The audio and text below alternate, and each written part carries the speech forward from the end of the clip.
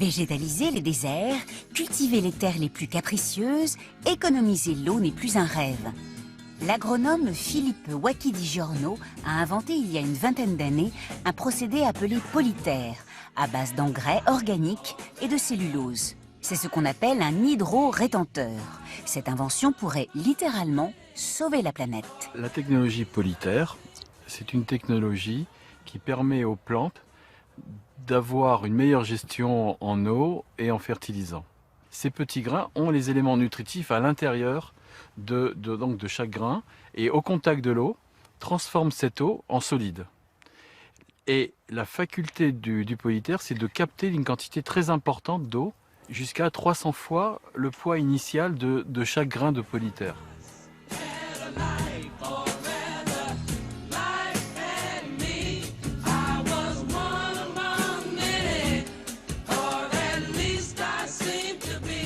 La plante, au contact du polyterre gonflé, va automatiquement se diriger vers les nodules de polyterre en présence et vont se greffer et s'associer à la plante. Et c'est ça qui fait l'invention et l'intérêt au niveau du développement du végétal et la stabilisation des besoins. Sous polyterre, le développement racinaire est de 3 à 5 fois la taille initiale, ce qui permet aussi à la plante d'être plus résistante et de lutter plus facilement contre les maladies.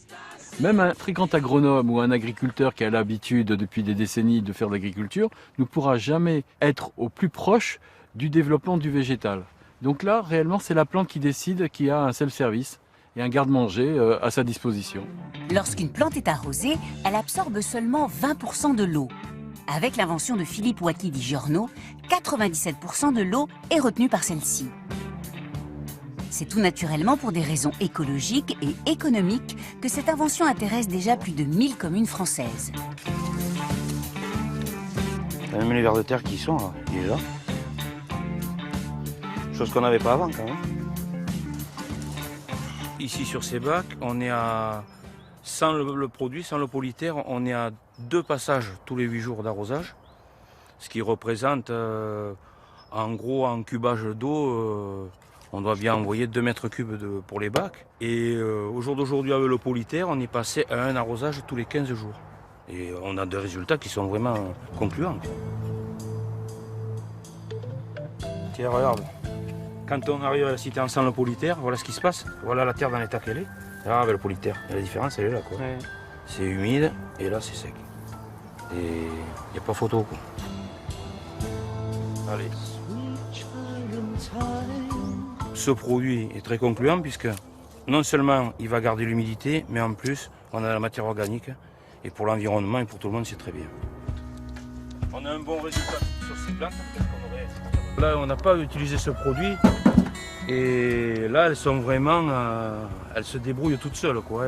Ça devrait être vert, fleuri ici. Et voilà les petits glaïeuls, les crocosmias, ils ont été grillés, on le voit, il manque d'eau et je pense qu'on va faire l'essai sur cette zone en suivant pour voir l'évolution, mais si on a le même résultat qu'ici, je pense qu'on n'a pas de problème sur ce secteur. Depuis 3 ans, l'écoquartier de Bordeaux a également testé avec succès le polyterre sur une partie sableuse d'un terrain considéré comme incultivable. Au départ, j'avais développé parce que je considérais que ça pouvait servir à l'agriculture française au niveau du maïs, du tournesol. Mais c'était dans les années 93-95, où il y avait des problèmes avec la PAC, enfin tous les organismes avec les aides européennes, et c'était pas rentable en soi, et les gens n'étaient pas prêts. Donc j'ai développé en Afrique. Et en Afrique, j'ai vraiment trouvé ma voie, parce qu'en fait, j'ai vu que le polyterre n'était pas futile, était réellement quelque chose qui pouvait changer les données, et qu'au niveau des populations, on pouvait vraiment apporter de la richesse et créer de la richesse. Ces travaux agricoles ne s'arrêtent pas au continent africain. Des programmes de développement au polyterre progressent au niveau mondial. On démontre qu'avec un peu d'eau et une mise en œuvre agronomique associée au polyterre, ils peuvent faire des récoltes de tomates, de maraîchage, planter des arbres, stabiliser des sols, recréer des forêts. On a fait ça au Burkina par exemple, où des grandes institutions mondiales disaient que c'était impossible de reforester, et on a reforesté 13 villages avec 50 000 arbres. L'agriculture française commence tout juste à s'intéresser de près au polyterre. C'est le cas des vignerons de Buzet qui ont fait le test sur 8 rangs du domaine. Quand j'ai entendu parler du Polyterre, je me suis dit c'est incroyable, si ça fonctionne, il faut impérativement le développer et le diffuser à l'ensemble du vignoble parce que c'est véritablement un enjeu fort pour nous les vignerons de Buzet de pouvoir avoir des parcelles qui continuent à avoir un potentiel de production satisfaisant. Et donc là c'est le domaine de Gains, donc là c'est vraiment Nous avons réalisé des mesures qui, dès la première année, ont montré des résultats très satisfaisants puisque nous avons une augmentation de 18% du développement des rameaux. Et parfois, comme on peut le voir ici, on voit que la partie traitée reste verte, alors que la partie non traitée, que l'on voit ici, on a carrément une mortalité des jeunes plants parce qu'il faut savoir que cette année, ce millésime 2016 a été très chaud, un été très chaud et sec qui a été très difficile pour le développement de ces complants. Outre les avantages écologiques de l'invention de l'agronome, l'enjeu s'avère également géopolitique. L'inventeur a refusé de nombreuses propositions financières d'industriels pour garder le contrôle sur sa création, afin de respecter l'usage éthique auquel il est très attaché.